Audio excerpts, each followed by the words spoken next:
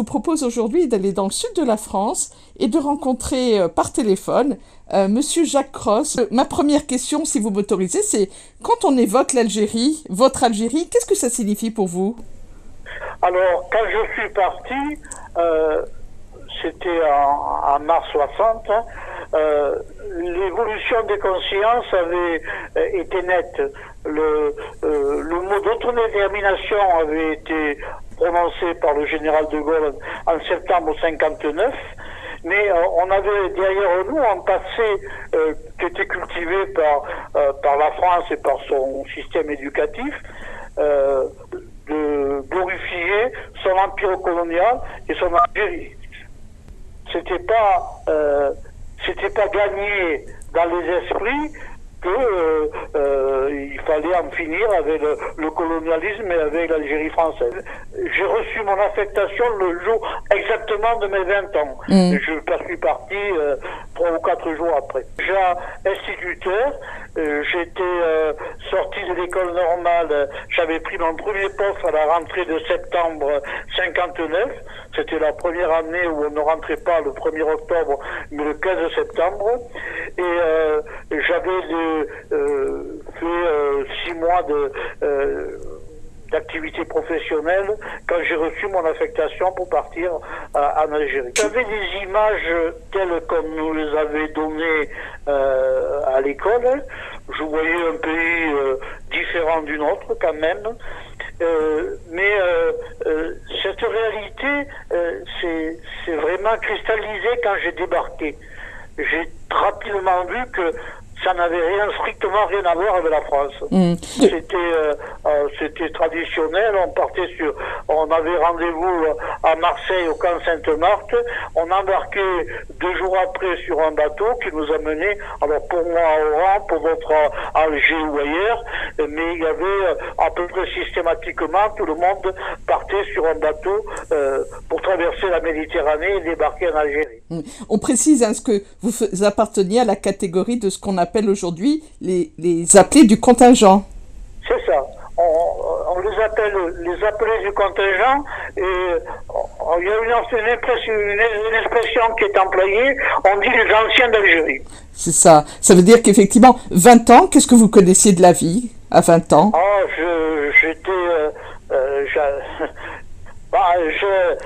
J'avais déjà une certaine maturité, une expérience affective, pour parler en termes châtillés. J'avais 20 ans et on rentrait dans un monde où il fallait évacuer ce genre de problème. Oui. Et on parlait de l'Algérie chez vous, à la maison, avant que vous ne partiez vous-même en Algérie? Pas spécialement de l'Algérie, mais plutôt de la guerre d'Algérie. Oui. C'était quand même dans mon milieu familial, on n'était pas du tout favorable ni à la chose militaire, ni même au colonialisme, même si on n'avait pas une conscience très aiguë de ce que ça représentait. Et vous arrivez en Algérie, et comme vous le disiez il y a un instant, la vérité, la réalité vous rattrape. Alors, le premier contact que j'ai, que je raconte d'ailleurs dans mes souvenirs, c'est avant de débarquer, c'était sur le vide d'Alger, le bateau qui nous a menés à Oran, il y avait sur la jetée une inscription en grandes lettres, ici la France. Ça voulait tout dire. Ici la France, ça m'avait mis hors de moi. J'avais jeté par-dessus bord le plateau dans lequel on nous avait servi notre repas. Mais j'avais quand même pris la précaution de le manger. Oui. C'était le premier contact avec... J'ai un peu développé. On était à 2 ans de l'indépendance. Mais cette idée que l'Algérie allait devenir indépendante et que donc ça posait le problème en termes nouveaux n'était pas acquise dans les mentalités, ni celle officiellement, ni de l'armée, ni des autorités administratives. Il y avait marqué sur la jetée, ici la France. Oui, c'était clair. Pour qui en doutait, le message était clair. Oui, c'était clair. ça a conditionné déjà les gens à cette réalité, Oui. mais qui ne correspondait, qui était une fiction, hein, c'était pas une réalité valable, ça correspondait pas du tout à ce qui allait devenir la situation de ce pays.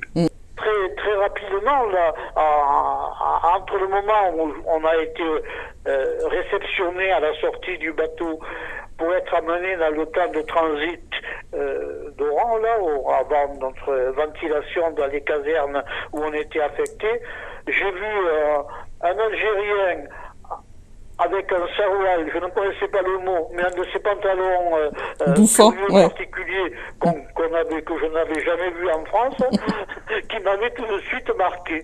C'était pas vraiment mon monde, c'était pas mon univers. J'ai bougé, j'ai fait plusieurs secteurs, mais ma formation militaire, ce qu'on appelle faire les classes, s'est faite dans un quartier d'Oran. C'est un quartier d'ailleurs, j'ai appris que c'était un quartier très populaire, ça s'appelait le quartier d'Ekmoul. Et il y avait, dans ce quartier-là, il y avait les arènes d'Oran, mais la caserne était à 2 pas de ces arènes. Et l'histoire de l'Algérie française, enfin ici en France, se perpétuait dans la caserne. C'était pas une salle, c'était une cage d'escalier qui était ornée de déclarations nous expliquant que oui, c'était bien la France, on était en France et que il n'y avait pas d'autre issue que d'assurer en quelque sorte la pérennité de la France dans ce pays. C'était une propagande qui était organisée par l'armée pour nous convaincre du bien fondé de notre présence là-bas, mais je dois dire que ça passait mal dans l'esprit des gens. Oui. Surtout ça vous. Ne convainquait pas les gens qui étaient, du moins à cette époque. Oui. On était obligé d'y aller, on n'avait pas le choix, à moins d'être courageux au point de se porter insoumis, mais c'était pas à la portée de tout le monde. En tout cas, c'était pas la mienne. Et mais il n'y avait pas de zèle, il n'y avait pas d'enthousiasme, il n'y avait pas de participation à ce projet-là. Hein. J'ai passé 26 mois, 18 mois avant d'avoir ma permission. Ensuite, à des fluctuations de mes affectations, j'avais pas passé ma permission comme tout le monde qui était autour de 14 mois. Mais je me faisais petit. Plus je partais tard, et moins il me restait à mon retour à faire de jours de ce temps-là. Vous arrivez donc à Oran et ensuite vous êtes affecté. Bon, je suis affecté en zone opérationnelle au mois de juin 60, à la fin de mes classes. J'étais physiquement très en forme, très sportif. On me propose une affectation dans un commando de ce régiment dans lequel j'étais nommé. Le sous-lieutenant qui commandait ce commando voulait des volontaires pour son commando. Il me demande si j'étais volontaire. J'étais loin d'être volontaire. Je me suis pas porté. Je lui ai déclaré que j'étais pas du tout volontaire, qu'on m'avait mis là malgré sans me demander mon avis.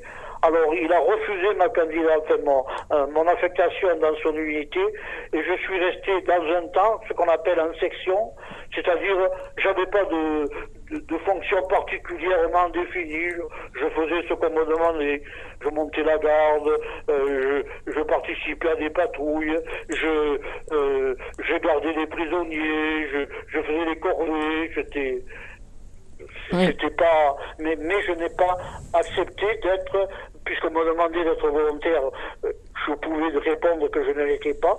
Je n'ai pas été affecté dans le commando, enfin, je n'ai pas suivi l'affectation qui m'avait été faite d'être dans un commando. Vous côtoyez la population algérienne pendant ces... Alors, très peu. Très peu. Il y avait, outre la barrière de la langue, tout le monde ne parlait pas français, moi je ne parlais pas arabe, En plus, le fonctionnement même de l'armée faisait que on n'était pas amené à avoir des contacts avec la population civile. On rappelle hein, que quand vous ne faites pas partie, vous n'êtes pas rattaché à une SAS. La SAS était au contact de la population. Vous êtes là. Ah mais non, je n'ai pas été du tout jamais affecté dans une SAS. J'ai été ensuite. J'ai eu un épisode tout à fait original. J'ai été, après une période d'un mois et demi en zone opérationnelle, j'ai été affecté dans un bureau à la base arrière de mon régiment. Bon, où je suis resté 5 semaines, pas plus. Le temps que l'enquête de la sécurité militaire revienne, où on m'a rapatrié en zone opérationnelle. On rappelle que vous quittez la France, quand vous quittez la France, même si vous êtes jeune, vous avez... J'étais engagé déjà, oui. J'étais pas tout à fait au cœur, j'étais pas comme je le suis aujourd'hui, mais j'avais quand même une conscience de la situation plus élevée que la moyenne. Et cet engagement politique que vous avez avant de partir en Algérie va vous rattraper en Algérie, ça va vous valoir une enquête entre autres. Quand je suis arrivé en Algérie, au moment de la formation de mes classes, là, on passait devant le capitaine qui commandait l'instruction, et j'étais il y avait 3 sections, les élèves gradés, chauffeurs et transmetteurs, et puis ensuite les servants-tireurs, que c'était de l'artillerie, c'est-à-dire les sans-grades. Alors il me dit, vous n'êtes pas étonné de ne pas vous trouver dans une section d'élèves gradés. J'ai dit, si, je pense qu'il s'agit d'une erreur. Et il m'a dit, c'est pas il m'a demandé ce que je pensais de la situation en Algérie. J'ai fait le naïf, j'ai dit, j'attends de savoir, d'être en place pour me faire une idée. Il m'a dit, c'est pas ce que vous avez manifesté dans le civil. Et vous resterez dans cette section-là. Et un secrétaire qui avait repéré mon nom, il m'a dit, tu n'as pas besoin de failloter, tu seras jamais nommé dans quelconque grade. Et effectivement, je suis resté tout le temps de mon service militaire pendant ces 26 mois, 2e canonnier servant-tireur, c'est-à-dire que j'ai été le plus ancien dans le grade le moins élevé. Oui, aucune promotion, hein. En tout cas, on vous l'a bien fait payer. Ah oui, ça c'est sûr que il y a eu une volonté de m'empêcher d'accéder à une quelconque responsabilité. Vous avez malgré tout de ces 26 mois, 28 mois de séjour en Algérie, c'est dans le cadre de votre service militaire, on rappelle, hein, vous êtes appelé, mais c'est l'âge auquel vous auriez dû faire votre service militaire. Vous faites quand même, vous bougez un petit peu en Algérie en fonction de vos affectations, mais comme vous n'êtes pas un militariste engagé, vous essayez de mettre à profit ce temps, et vous racontez entre autres un moment de votre histoire où, un peu peut-être par défi, on vous propose, vous portez candidat pour devenir maître chien. Oui, alors c'est à la suite d'une situation difficile pour moi que je me suis porté volontaire pour être maître chien. J'ai mesuré ultérieurement que j'avais pris des risques d'une manière tout à fait inconsciente. Mais enfin, ça n'a pas eu de conséquences. Après mon affectation à la base arrière de mon régiment, je suis renvoyé en zone opérationnelle sans explication. Mais on savait, les gradés qui me retrouvaient là, où je revenais au même endroit, savaient très bien pourquoi j'avais pas été retenu à cette base arrière. Ils avaient peur que j'ai accès sûrement à des documents confidentiels, à des secrets défense, j'en sais rien. Alors là, quand j'étais en opération, quand j'étais en zone opérationnelle de nouveau, j'étais affecté aux tâches les plus ingrates. Lesquels, par exemple? En opération, je portais ou le fusil mitrailleur, ou la sacoche, ou j'étais toujours mobilisé pour les corvées les plus embêtantes. Et j'avais l'impression que j'étais visé. Alors je me suis porté volontaire pour être maître chien, ce qui m'a permis de m'en sortir un peu. Pas complètement, mais enfin d'échapper un peu à cette pression que je subissais. De vous sentir. J'ai changé d'unité avec mon chien. J'arrivais, j'étais moins connu. Et j'ai eu un peu la paix. Je disais, dans les endroits que vous avez, où vous avez été, où vous étiez en zone opérationnelle, vous étiez beaucoup dans la région des Hauts-Plateaux. On parle, vous citez ça. Oui, alors, la première étape, c'était juste à 2 pas de Saïda. Oui. Et puis, j'ai été plus au sud, alors où je suis resté longtemps au bord du Chott Chergui, sur un endroit qui s'appelait Bouktoub. Je suis resté là 14 mois. Je faisais pas grand-chose, hein. Oui. Je m'ennuyais. Vous avez, on s'est rencontrés à l'occasion de témoignages que vous avez vus sur l'histoire franco-algérienne. Une question importante. Pourquoi il est important aujourd'hui pour vous d'évoquer vos souvenirs? Est-ce qu'il y a eu un élément déclencheur? Ah oui, alors je pense que il y a eu une situation personnelle. On vieillit, on se penche sur sa vie, sur ce qu'elle a été. À l'âge de 60 ans, c'était en 2000, donc c'est revenu dans ma tête. J'avais eu des contacts fortuits avec des Algériens, notamment un monsieur avec lequel je correspondais un moment. Et c'était le temps où la réalité de la torture pratiquée par l'armée française avait éclaté au grand jour. Il y avait un courant, l'opinion publique s'était investie dans ce sujet. J'avais cessé mon activité professionnelle, j'étais donc un peu disponible. Et en plus, ce qui s'est passé à Béziers, c'est particulièrement le cas. L'idéologie ringarde, celle du colonialisme, avec son racisme, sa xénophobie, s'était manifestée.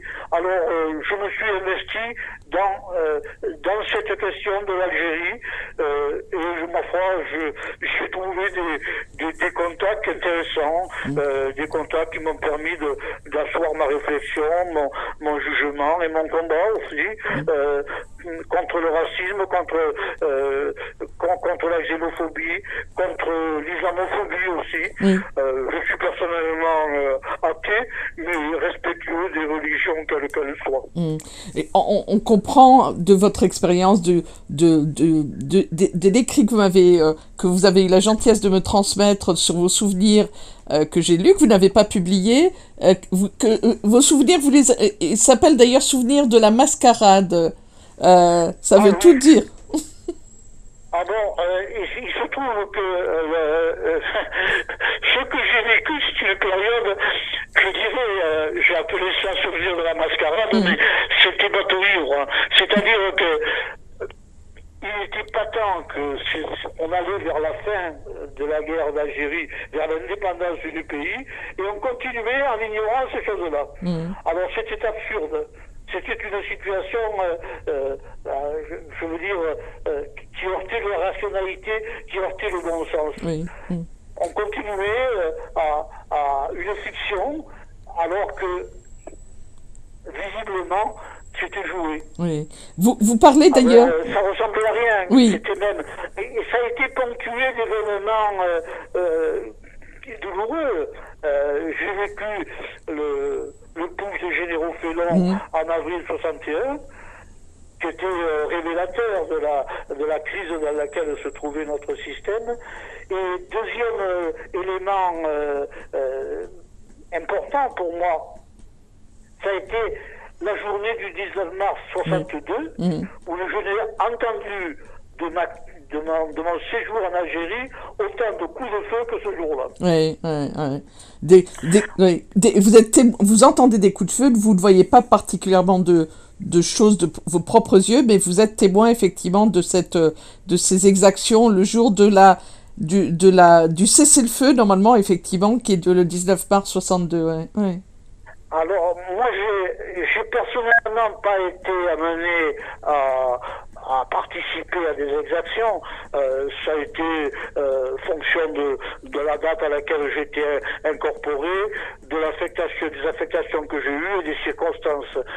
J'ai même pas vraiment été témoin d'exactions. J'ai entendu quelques coups de feu, mais de loin, mais j'ai vécu des événements importants dans le déroulement de l'histoire, notamment ce push, notamment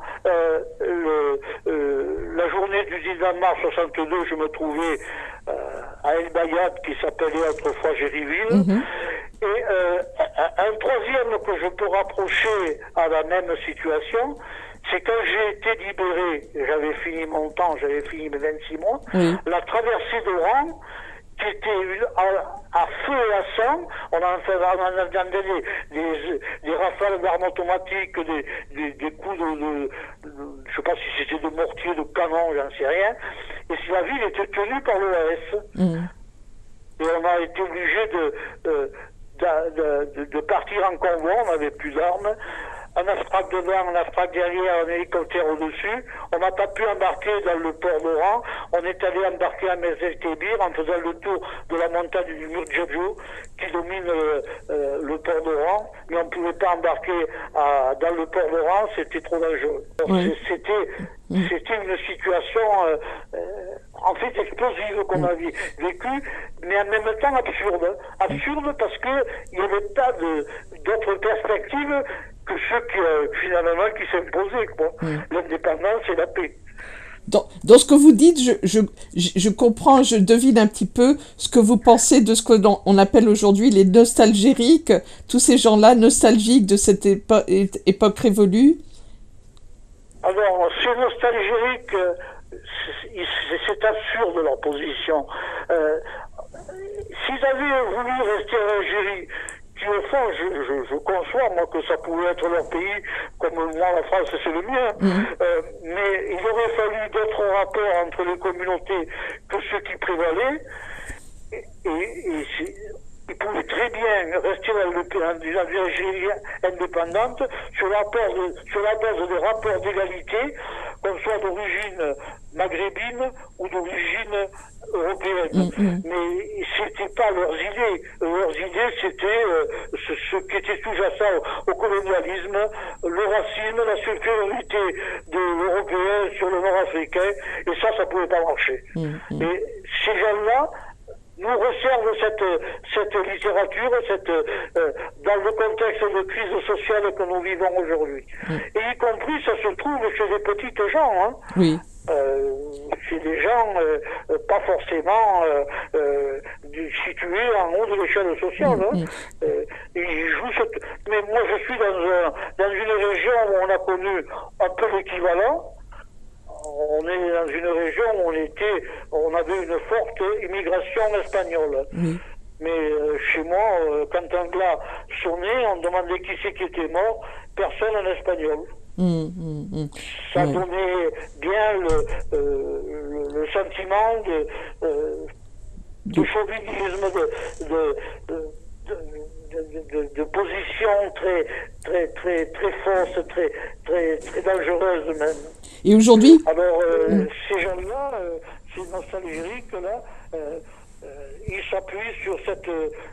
pendant une période, ils s'étaient un peu de cul, ils n'avaient pas... c'était pas manifesté. Mais là, la crise devenant de plus en plus insupportable, ça leur donne du café. Et ils se reprennent là. On a un maire à Béziers qui va s'en pesant de confiture. Oui, vous écrivez d'ailleurs, vous témoignez très régulièrement, vous révoltez contre ce qu'on appelle ces nostalgiques qui aujourd'hui, et dont les municipalités, les mairies célèbrent, commémorent la mémoire de généraux, par exemple, on va pas donner de nom, qui sont pas distingués par leur bienveillance en Algérie. On peut parler par exemple de la mairie où est né le général Salan, qui a...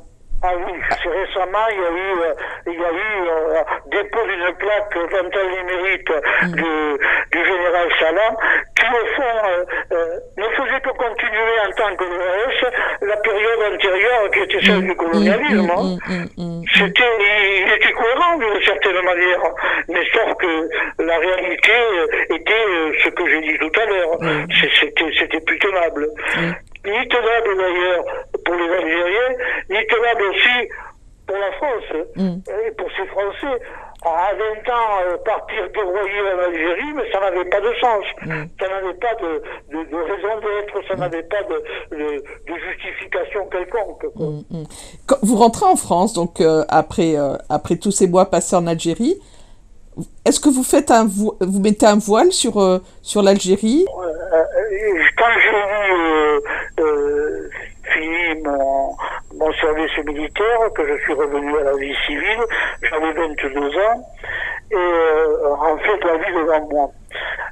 J'étais déphasé par rapport à ce que je venais de vivre ces 26 mois, mais mon souci premier était d'évacuer cette période de ma vie. Et je n'y ai, pour ainsi dire, pas pensé pour l'essentiel le temps de mon existence. J'avais à faire face à des problèmes personnels, à des problèmes affectifs, à des problèmes administratifs, à des problèmes, par exemple, j'ai eu l'opportunité de reprendre des études universitaires un an après être rentré d'Algérie, mais j'étais complètement déphasé, j'avais passé mon bac 5 ans avant, c'était acrobatique au possible. Les circonstances m'ont permis de passer le cap, mais j'avais évacué autant que faire se pouvait cette période de ma vie. Alors, ensuite, il y a eu la fin de ma carrière, l'âge avançant, le contexte général, qui ont fait que c'est arrivé en fait dans mon esprit. Alors, quels sont mes rapports avec les Algériens? Alors, j'ai de nombreux contacts. Essentiellement par Internet d'ailleurs, plus quelques gars qui sont d'origine maghrébine mais qui vivent à Béziers, qui sont souvent des jeunes qui sont nés après l'indépendance, et qui sont victimes du racisme, de la xénophobie, même s'ils sont français d'ailleurs, mais qui n'ont pas de souvenirs liés à la guerre d'Algérie. Par contre, j'en ai sur le terrain avec des gens qui ont vécu cette période-là, et y compris des gens qui n'en ont pas vécu.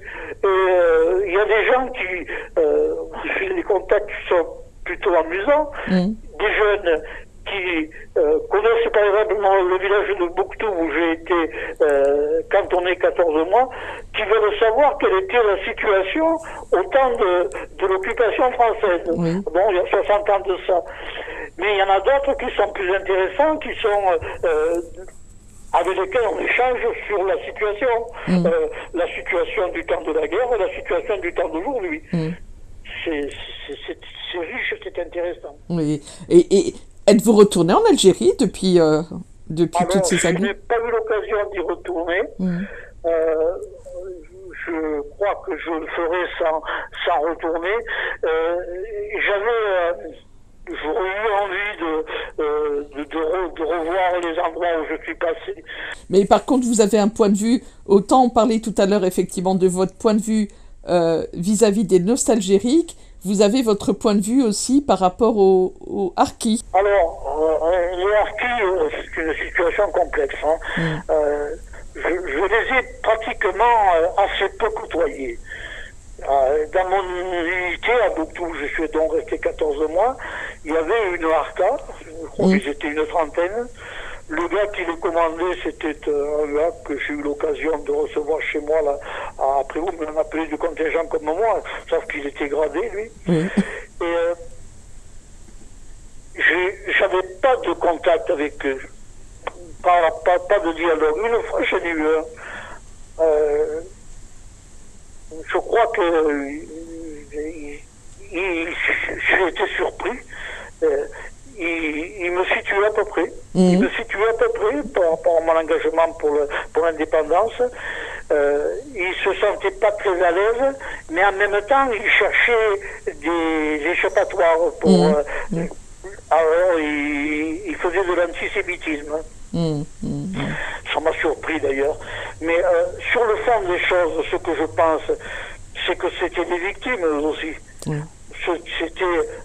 Il y avait tous les cas de figure, mais il y en avait qui étaient rentrés là pour avoir la solde qui leur permet de faire vivre leur famille. Alors, ceux qui sont venus en France, par nature, j'ai eu l'occasion de visiter la première année de mon retour. J'étais instituteur à Saint-Pont-de-Thomière, de visiter, on avait fait une sortie avec l'école, un camp de harkis. Ma réaction, ça a été de les plaindre. Ça a été de les plaindre parce qu'on reconstituait dans ces camps de harkis la même mentalité qu'en Algérie. C'était un encadrement pied noir, un encadrement militaire et une logique qui était celle qui avait lieu au temps du colonialisme. Mais ça n'empêche pas qu'il y a aussi des harkis qui savent très bien où ils ont les pieds. Ça existe aussi. Ils savent très bien qu'ils sont du côté du Manche et je crois que je comprends finalement les Algériens qui ont des réticences à leur égard, même si il y a aussi parmi ceux qui les dénoncent des gens qui se sont pas tellement mouillés au temps de la guerre d'indépendance, qui s'étaient planqués et qui ont trouvé là une occasion de se blanchir. Mais c'est extrêmement délicat comme situation. En gros, je suis plus disposé à les plaindre qu'à les blâmer.